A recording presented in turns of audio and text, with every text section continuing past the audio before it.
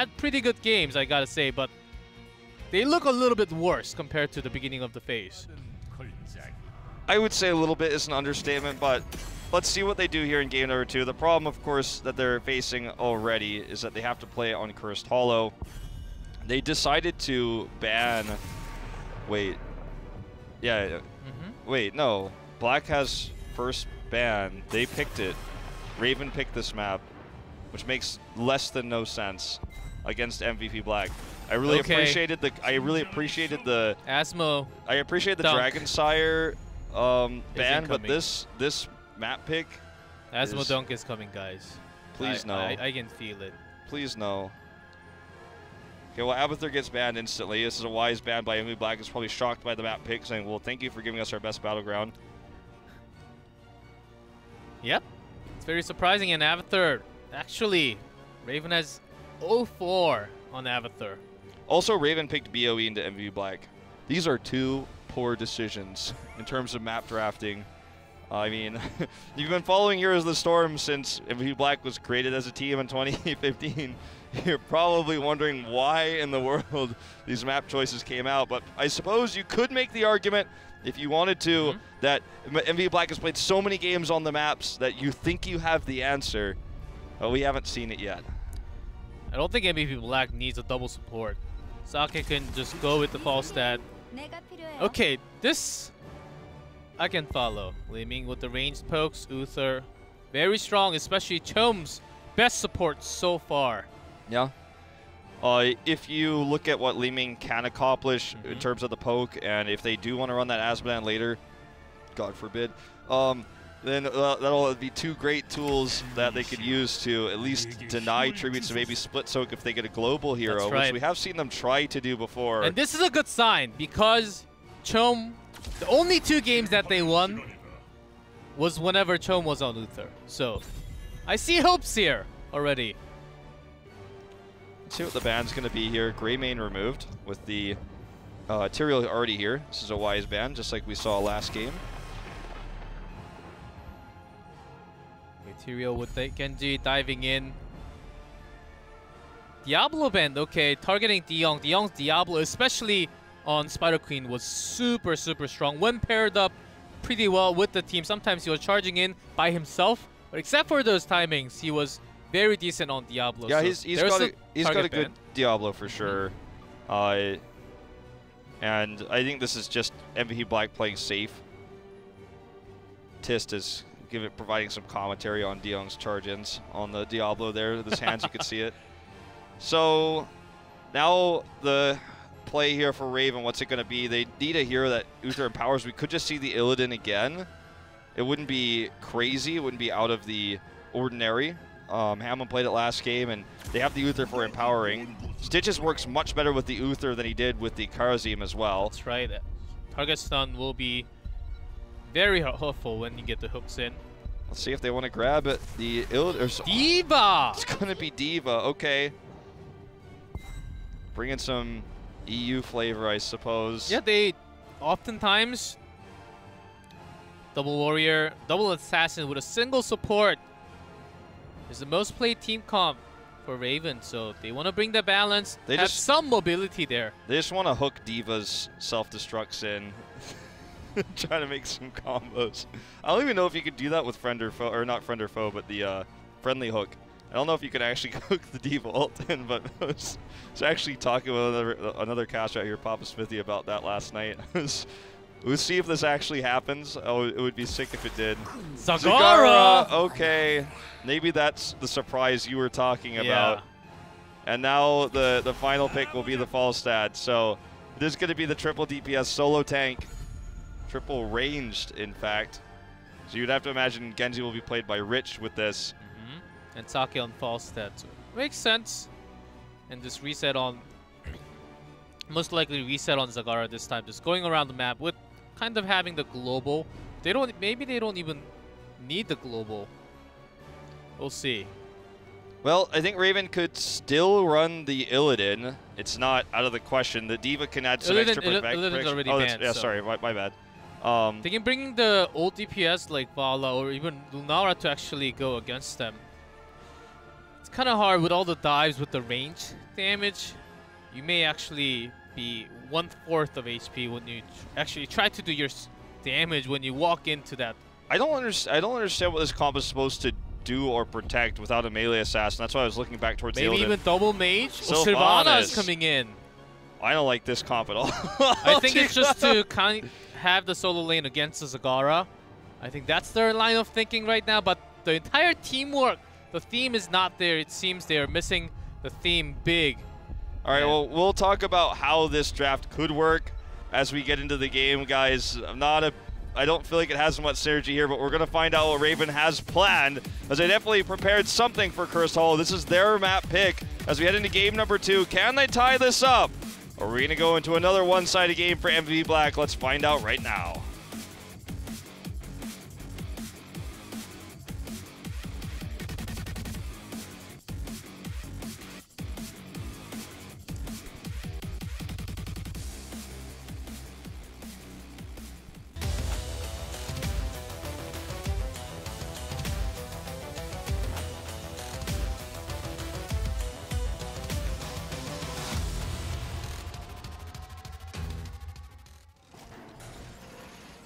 MVP Black reset on Genji, Sake on Falstad, Kyocha on Malfurion, Rich on Zagara, and Tist on the Tyrael. Excited Sake there. And Raven, Darvish on Liming, Hamlin on Stitches, and MX on Diva, DeYoung on Sylvanas, and Chom on Uther. Kind of a role swap with DeYoung again, picking the odd hero, so no surprises, no shock here. So the Diva pick, what I was thinking what the Diva pick would be used for is for just damage reduction on a melee assassin like an Illidan, or, you know, maybe like a Thrall. They had both Greymane and Illidan removed. Genji is taken away from them, so there's a big question as to what hero it was going to be. Diva can be used for a lot of different things, like zoning out bosses, can do a lot of poke, excellent at delaying tributes. And the damage reduction is quite significant, right? She was kind of cut down the damage wherever she ends up defense matrixing, but the Sylvanas pick is already kind of being countered here. Like, 2-man, they're doing more than the 3-man down bottom with the Sylvanas is able to do. Yeah, they have soak and somewhat of a pretty... Black has a pretty good soak and somewhat of a pretty good wave clear along with the mobility and the global. So you can't really try to out-rotate by just pushing the lane with Sylvanas. It's not going to work against Black. NMX is already coming up here to start defending this, but Black already got the better of the exchange. They predicted this because this is an old strategy where obviously at level 1 you take Sylvanas and you push the towers at level 1. Nice. Black just countered it. Drive on Sake. Okay, they're going full macro here. And Zagara taking Banelings. NMX looks like he might lose his mech. Looks like he just barely survives there with it. No, it been really annoying in this 1v2 lane to actually have to farm that back up and pilot the mode. So important that he actually kept that alive. But yeah, the bribe is going to allow him to obviously have faster camp rotation. They don't have a massive clear hero. You know, they don't have the Greymane that Black would normally want to draft here. That's why it was banned. They don't have Rhaegar, so to get those timings a little bit crisper, I guess the bribe stacks are going to kind of come into fruition with that. Kind of an aggressive position here for reset. I don't know if you should be being that aggro. You do see the rotation coming down, though. They want to punish, and Tyrael dives in with Genji. Seems like they're looking for kills. Liming was already dead, and that's... Well, go on Genji, too. So they make a 1-for-1 trade in the 3v4 fight, while up here they are 2v1ing against NMX. And they're just already pushing down, split pushing to the keep wall. And there even wasn't able to find a better trade there. They're losing out on EXP too because Falstad got the extra soak in mid before they even had that 3v4 fight in the bot lane. That's why they're so massively ahead in EXP, a full level.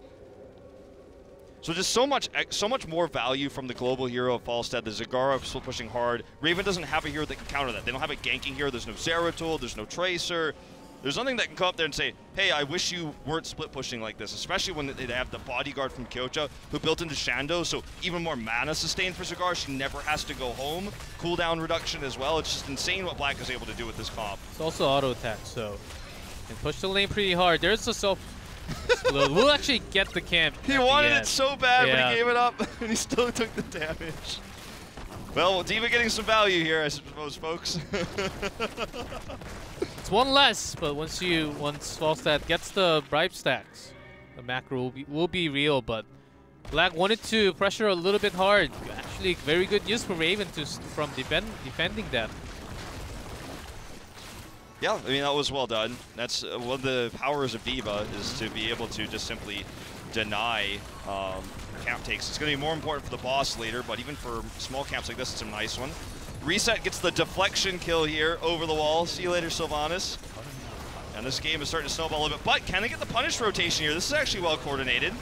See, seems like Kyota's in trouble, but here comes Tyrael for the shield. I think he will be safe. At the end of the day, NMX is now in trouble, but barely does not loses the mech. A lot of EXP coming in. Coke does not connect fully because of the tower there. Yeah.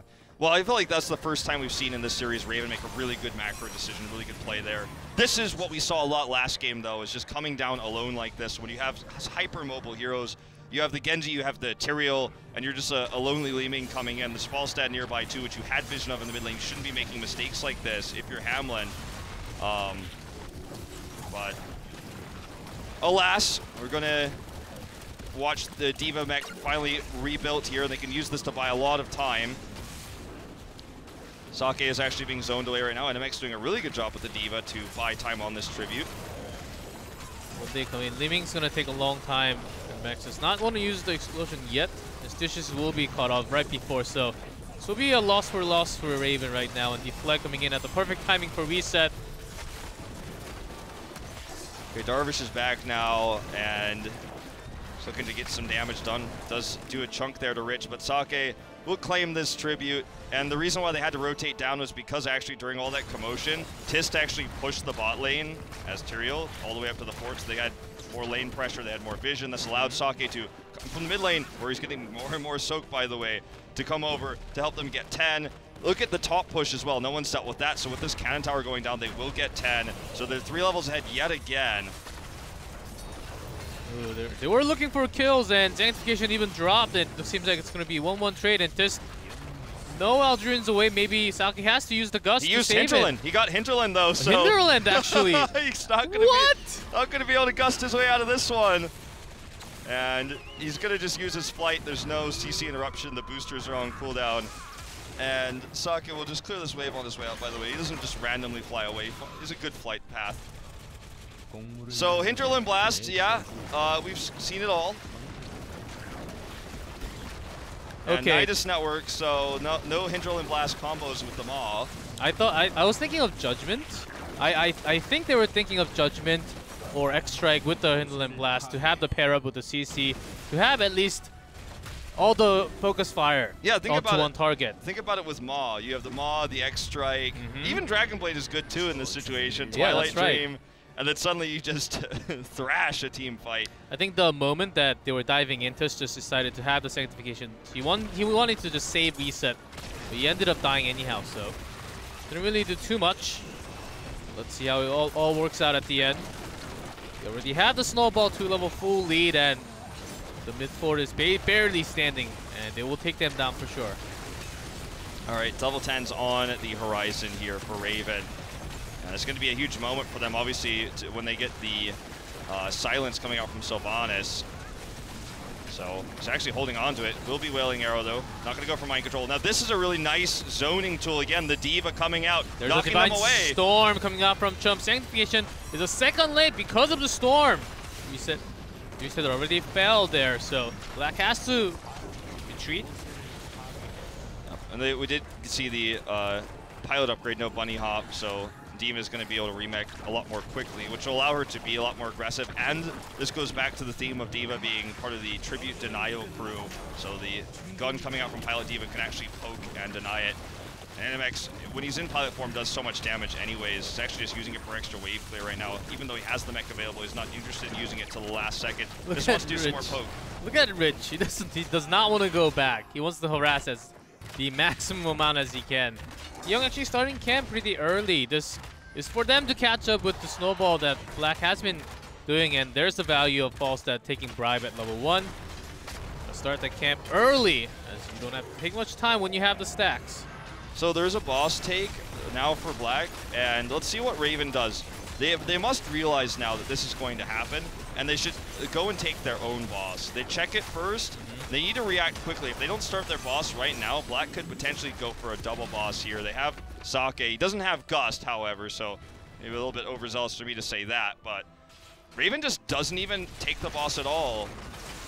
And Black's just going to push for it. Remember, the keep wall is already damaged from before. And they have this double global with the Zagara here, the Falstad. Falstad can soak mid and then fly down. It's like they want to get this keep as early as possible. Hooks onto the ridge and Gorge is used.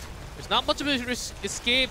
Sanctification does not connect. The silence is real. There's the wombo combo from Raven. They are turning this around.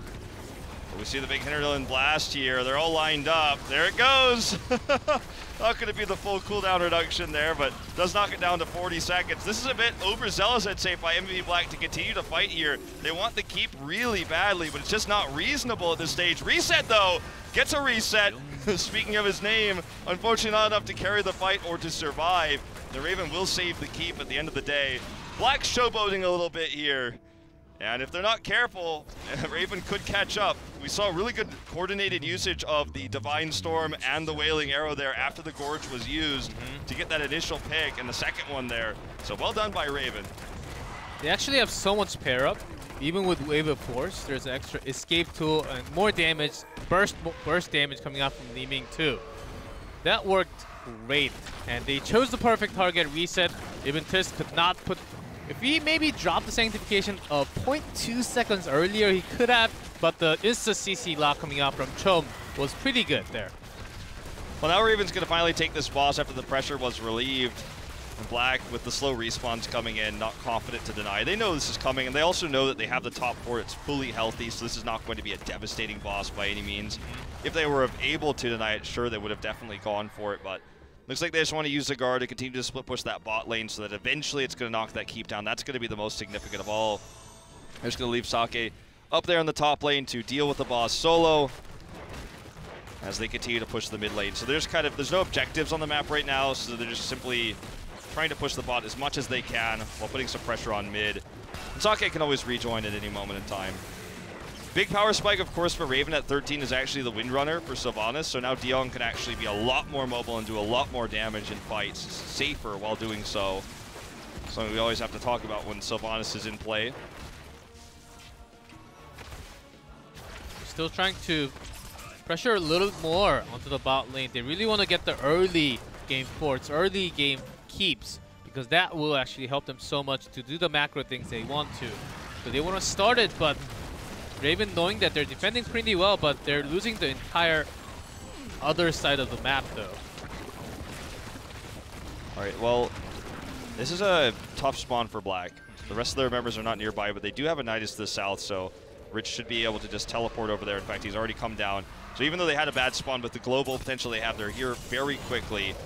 This is Raven's best chance of the fight. They're going to be dead even at 16, both of them at the exact same time here, just about. This is their best opportunity to win a fight, to get this tribute, to turn this game around. If they lose it, they're going to lose the keep, potentially the game with the death timers at this stage. Such an important moment right now for Raven.